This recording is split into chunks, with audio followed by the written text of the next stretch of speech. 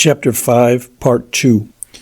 This thrust from Suvla against Khoja-Chemin was designed to complete and make decisive the thrust already begun by the right and left attacking columns. The attack on Chocolate Hill, Scimitar Hill, and Ismail Uglu was to make that thrust possible by destroying forever the power of the Turk to parry it. The Turk could only parry it by firing from those hills on the men making it. It was therefore necessary to seize those hills before the Turk could stop us. If the Turks seized those hills before us, or stopped us from seizing them, our troops could not march from Suvla to take part in the storm of Khoja-Chemin. If we seized them before the Turks, then the Turks could not stop us from crossing the valley to that storm. The first problem at Suvla, therefore, was not so much to win a battle as to win a race with the Turks for the possession of those hills. The winning of the battle could be arranged later. Our failure to win that race brought with it our loss of the battle. The next chapter in the story of the battle is simply a description of the losing of a race by loss of time. Now, the giving of praise or blame is always easy, but the understanding of anything is difficult. The understanding of anything so vast, so confused, so full of contradiction, so dependent on little things, themselves changing from minute to minute, the coward of a moment ago blazing out into a hero at the next turn, as a modern battle is more than difficult. But some attempt must be made to understand how it came about that time was lost at Suvla between the landing at midnight on the 6th to 7th August and the arrival of the Turks upon the hills at midnight on the 8th to 9th. In the first place, it should be said that the beaches of Suvla are not the beaches of seaside resorts, all pleasant smooth sand and shingle. They are called beaches because they cannot well be called cliffs. They slope into the sea with some abruptness, in penties of rock and tumbles of sand dune difficult to land upon from boats. From them, one climbs onto sand dune into a sand dune land, which is like nothing so much as a sea marsh from which the water has receded. Walking on this soft sand is difficult. It is like walking in feathers. Working, hauling, and carrying upon it is very difficult. Upon this coast and country, roadless, wharfless, beachless, and unimproved, nearly 30,000 men landed in the first 10 hours of August 7th.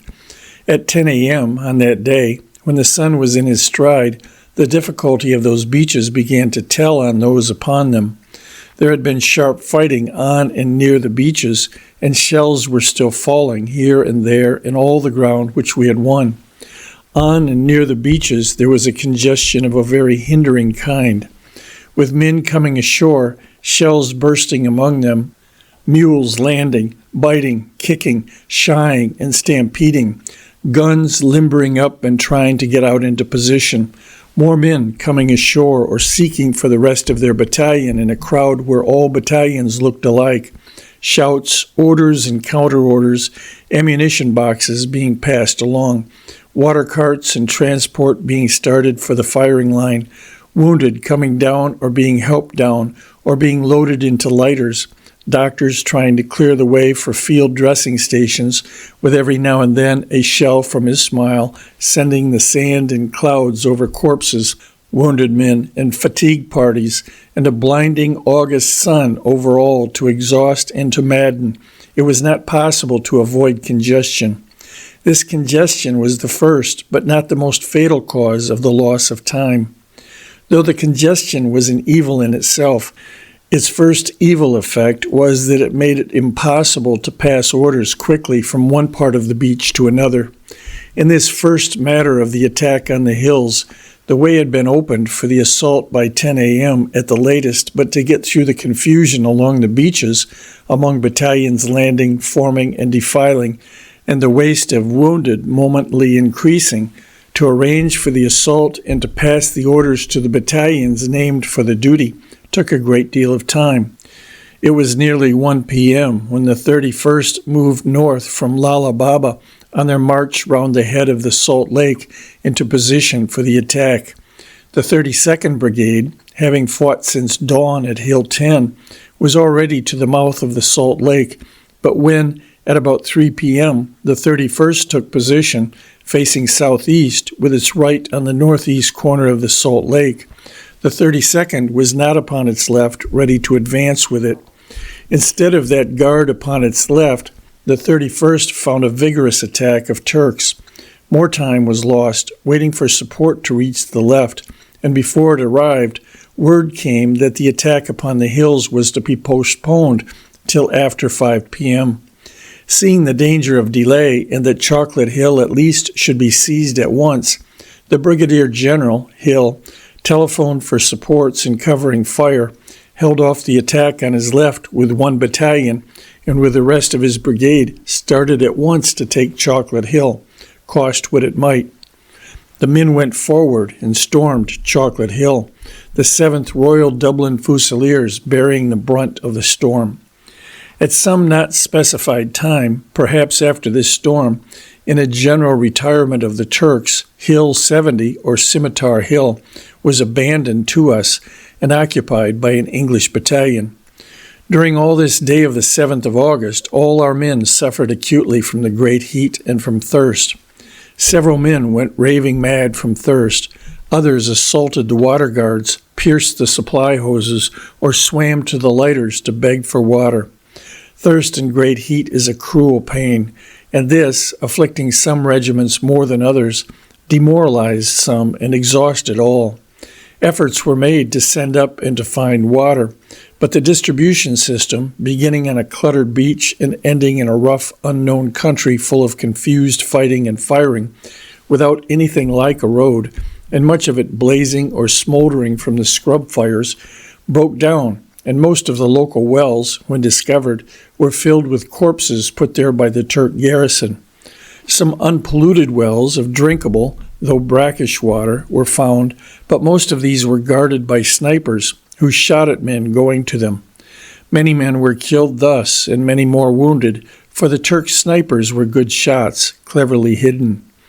All through the day in the Suvla area, thirst, due to the great heat, was another cause of loss of time in the fulfillment of that part of the tactical scheme, but it was not the final and fatal cause. Chocolate Hill was taken by our men, now utterly exhausted by thirst and heat, just as darkness fell. They were unable to go on against Ismail Oglu Tepe. They made their dispositions for the night on the line they had won, sent back to the beaches for ammunition, food, and water, and tried to forget their thirst. They were in bad case, and still 2 miles from the Australians below Koja Chemen Tepe. Very late that night, word reached them that the Turks were massed in a gully to their front, that no other enemy reserves were anywhere visible, and that the Turks had withdrawn their guns, fearing that they would be taken next morning. Before dawn on the all-important day of the 8th August, our men at Suvla, after a night of thirst and sniping, stood to arms to help out the vital thrust of the battle. Had time not been lost on the 7th, their task on the 8th would have been to cross the valley at dawn, join the Australians, and go with them up the spurs to victory, in a strength which the Turks could not oppose. At dawn on the 8th, their path to the valley was still barred by the uncaptured Turk fort on Ismail. Time had been lost. There could be no crossing the valley till Ismail was taken. There was still time to take it and cross the valley to the storm, but the sands were falling. Up on Chunuk, already the battle had begun without them. No time was lost on Chunuk. Up on Chunuk at that moment a very bitter battle was being fought. On the right, on Chunuk itself, the Gloucester and New Zealand regiments were storming the hill. In the center and on the left, the Australians, English, and Indians were trying for Hill Q and the south of Koja Chemen. They had passed the night on the hillsides under a never-ceasing fire of shells and bullets. Now, before dawn, they were making a terrible attempt. Those on Chunuk went up with a rush, pelted from in front and from both flanks by every engine of death. The Gloucesters were on the left and the New Zealanders on the right in this great assault. They deployed past the farm and then went on to the storm of a hill which rises some 400 feet in as many yards. They were on the top by dawn. Chunuk Bair, the last step but one to victory, was ours and remained ours all day, but at a cost which few successful attacks have ever known. By 4 o'clock that afternoon, the New Zealanders had dwindled to 3 officers and 50 men, and the Gloucester Battalion, having lost every officer and senior non-commissioned officer, was fighting under section leaders and privates. Still, their attack had succeeded. They were conquerors. In the center, the attack on Hill Q was less successful. There, the English and Indian regiments, assaulting together, were held. The Turks were too strong. Our men got up to the top of the lower spurs and there had to lie down and scrape cover, for there was no going further. On the left of our attack, the Australians tried to storm the Abd el-Rahman Bear from the big gully of Asmadiri. They went up in the dark with Australian dash to a venture pretty desperate even for Gallipoli. The Turks held the high ground on both sides of the Asma Gully and were there in great force with many machine guns. The Australians were enfiladed, held in front, and taken in reverse, and as soon as it was light enough for the Turks to see, they suffered heavily. As one of the Australians has described it, the 14th and 15th Battalions moved out in single file and deployed to the storm, and an advance was made under heavy rifle and machine gun fire. After the 15th Battalion had practically withered away, the 14th continued to advance, suffering heavily, and the Turks in great force. As we drove them back, they counterattacked several times. The battalion thus got very split up, and it is impossible to say exactly what happened. It is now possible to say exactly that 14th Battalion fought like heroes in little bands of wounded and weary men, and at last, with great reluctance, on repeated orders, fell back to the Asmaderi from which they had come, beating off enemy attacks all the way down the hill, and then held on against all that the Turk could do. By noon, this assault, which would have been decisive had the men from Suvla been engaged with the Australians, was at an end. Its right had won Chinook and could just hold on to what it had won. Its center was held and its left driven back. The fire upon all parts of the line was terrific. Our men were lying, for the most part, in scratchings of cover, for they could not entrench under fire so terrible. Often, in that rough and tumble country, the snipers and bombers of both sides were within a few yards of each other, and in the roar and blast of the great battle were countless little battles or duels to the death, which made the ground red and set the heather on fire. Half of the hills of that accursed battlefield, too false of soil to be called crags and too savage with desolation to be called hills, such as feed the sheep and bees of England, were blazing in sweeps of flame, which cast up smoke to heaven and swept in great swaths across the gullies. Shells from our ships were screaming and bursting among all that devil's playground. It was an anxious time for the Turks. Many a time throughout that day the Turkish officers must have looked down anxiously upon the Suvla plain to see if our men there were masters of Ismail and on the way to Koja Chemin. For the moment, as they saw, we were held, but not more than held. With a push from Suvla to help us, we could not be held. Our men on the hills, expecting that helping push, drew breath for a new assault. It was now noon. The battle so far was in our favor. We had won ground, some of it an all-important ground, and for once we had the Turks with their backs against the wall and short of men. At Hellas they were pressed. At Lone Pine they were threatened at the heart. Under Koja Chemin the knife point was touching the heart. And at Suvla was the new strength to drive the knife point home and begin the end of the war.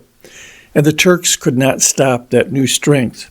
Their nearest important reserve of men was at Eski Kevi, 10 miles away by a road which could scarcely be called a goat track, and these reserves had been called on for the fight at Krithia, and still more for the 2 days of struggle at Lone Pine.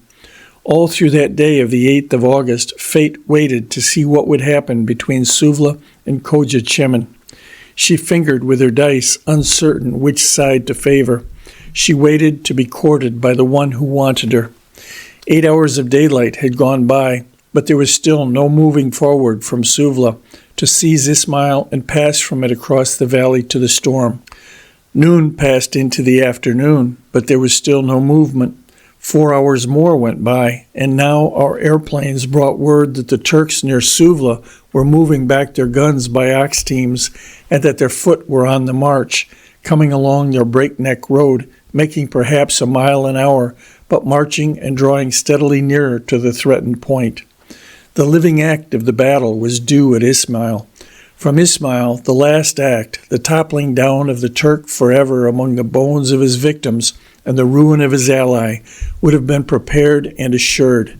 There was a desultory fire around Ismail, and the smoke of scrub fires which blazed and smoldered everywhere as far as the eye could see, but no roar and blaze and outcry of imminent attack. The battle hung fire on the left. The hours were passing. The Turks were coming. It was only 5 o'clock still. We had still 7 hours or more. In the center, we had almost succeeded. We could hang on there and try again. There was still time. The chance which had been plainly ours was still an even chance. It was for the left to seize it for us. The battle waited for the left. The poor dying Gloucesters and Wellingtons hung on to Chunuk for it. The Gurkhas and English in the trampled cornfields near the farm died where they lay on the chance of it. The Australians and Abd el-Rahman held steady in the hope of it, under a fire that filled the air. If, as men say, the souls of a race, all the company of a nation's dead, rally to the living of their people in a time of storm, those fields of hell below Koja Chemin, won by the sweat and blood and dying agony of our thousands, must have answered with a ghostly muster of English souls in the afternoon of that 8th of August. There was the storm, there was the crisis, the one picked hour to which this death and mangling and dying misery and exultation had led. Then was the hour for a casting off of self and a setting aside of every pain and longing and sweet affection, a giving up of all that makes a man to be something which makes a race, and a going forward to death resolvedly to help out their brothers high up above in the shell bursts and the blazing gorse. Surely all through the 8th of August our unseen dead were on that field, blowing the horn of Roland, the unheard, unheeded horn, the horn of heroes in the dolorous pass, asking for the little that heroes ask, but asking in vain. If ever the great of England cried from beyond death to the living, they cried then, Deco qui calt, demorat I ont trop. All through the morning of that day, the commander-in-chief, on watch at his central station, had waited with growing anxiety for the advance from the Suvla beaches. Till the afternoon, the critical thrust on Chunuk and the great Turk pressure at Lone Pine made it impossible for him to leave his post to intervene. But in the afternoon, seeing that neither wireless nor telephone messages could take the place of personal vision and appeal, he took the risk of cutting himself adrift from the main conflict, hurried to Suvla, landed, and found the great battle of the war that should have brought peace to all that eastern world being lost by minutes before his eyes. Only one question mattered then. Was there still time? Had the Turks made good their march and crowned those hills, or could our men forestall them? It was now doubtful, but the point was vital, not only to the battle, but to half the world in travail. It had to be put to the test. 100 years ago, perhaps even 50 years ago, all could have been saved. Often in those old days, a commander-in-chief could pull a battle out of the fire and bring halted or broken troops to victory. Then, by waving a sword and shouting a personal appeal, the resolute soul could pluck the hearts of his men forward in a rush that nothing could stem.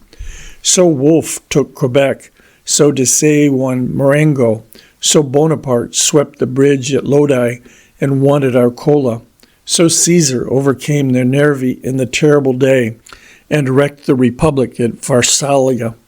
So Sherman held the landing at Shiloh and Farragut pitted his iron heart against iron ships at Fort Jackson. So Sir Ian Hamilton himself snatched victory from the hesitation at Elenslagda. Then the individual's will could take instant effect, but then the individual's front was not a 5-mile front of wilderness. The men were under his hand, within sight and sound of him, and not committed by order to another tactical project. There at Suvla, there was no chance for these heroic methods.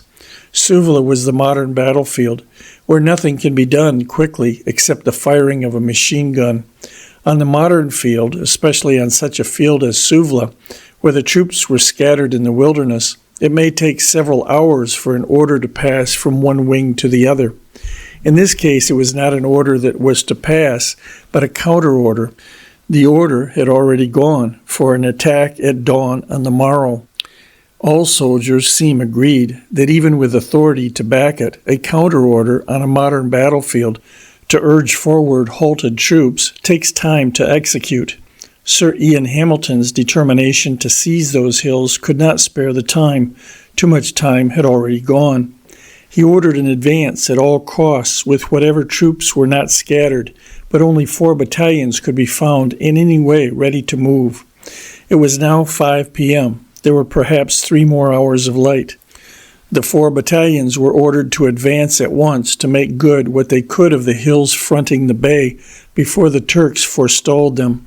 At dawn, the general attack, as already planned, was to support them. Unfortunately, the 4 battalions were less ready than was thought. They were not able to advance at once, nor for 10 all-precious hours.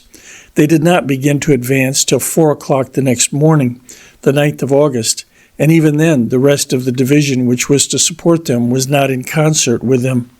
They attacked the hills to the north of Anafarta Sagir, but they were now too late. The Turks were there before them, in great force with their guns, and the thrust, which the day before could have been met by, at most, 5 Turk battalions without artillery, was now parried and thwarted.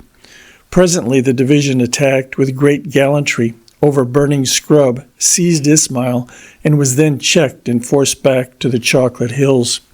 The left had failed. The main blow of the battle on Sari Bair was to have no support from Suvla. The main blow was given, nonetheless, by the troops near Chunuk. 3 columns were formed in the pitchy blackness of the very early morning of the 9th, 2 to seize and clear Chunuk and Hill Q, the 3rd to pass from Hill Q on the wave of the assault to the peak of Koja Chemen. The first 2 columns were on the lower slopes of Chunuk and in the fields about the farm, with orders to attack at dawn. The 3rd column, consisting wholly of English troops, was not yet on the ground, but moving during the night up the Chelek Deri. The dairy was jammed with pack mules, ammunition, and wounded men. It was pitch dark, and the column made bad going, and those leading it were doubtful of the way. Brigadier General Baldwin, who commanded, left his brigade in the dairy, went to the headquarters of the 1st column, and brought back guides to lead his brigade into position. The guides led him on in the darkness, till they realized that they were lost. The brigadier marched his men back to the Chelek, and then, still in pitch darkness, up a Nola into the Agil Deri, and from there, in growing light, towards the farm. This wandering in the darkness had tragical results. At 4:30, the guns from the ships in the army opened on Chunuk, and the columns moved to the assault. Soon the peaks of their objective were burning like the hills of hell to light them on their climb to death, and they went up in the half-darkness to the storm of a volcano spouting fire, driving the Turks before them. Some of the Warwicks and South Lancashires were the first upon the top of Chunuk. Major Allinson, leading the 6th Gurkhas, was the first on the ridge between Chunuk and Hill Q. Up on the crests came the crowding sections. The Turks were breaking and falling back. Our men passed over the crests and drove the Turks down on the other side. Victory was flooding up over Chunuk like the Severn tide. Our men had scaled the scarp, and there below them lay the ditch, the long gray streak of the Hellespont, the victory and the reward of victory. The battle lay like a field ripe to the harvest. Our men had but to put in the sickle. The 3rd column was the sickle of that field, that 3rd column which had lost its way in the blackness of the wilderness. Even now that 3rd column was coming up the hill below. In a few minutes it would have been over the crest, going on to victory with the others. Then, at that moment of time, while our handful on the hilltop waited for the weight of the 3rd column to make its thrust a death blow, came the most tragical thing in all that tragical campaign. It was barely daylight when our men won the hilltop. The story is that our men moving on the crest were mistaken for Turks, or, as some think, that there was some difference in officers' watches, some few minutes' delay in beginning the fire of the guns, and therefore some few minutes' delay in stopping the bombardment, which had been ordered to continue upon the crest for 3/4 of an hour from 4:30 a.m. Whatever the cause, whether accident, fate, mistake, or the daily waste and confusion of battle, our own guns searched the hilltop for some minutes too long and thinned out our brave handful with a terrible fire. They were caught in the open and destroyed there. The Turks charged back upon the remnant and beat them off the greater part of the crest. Only a few minutes after this, the third column came into action in support. Too late.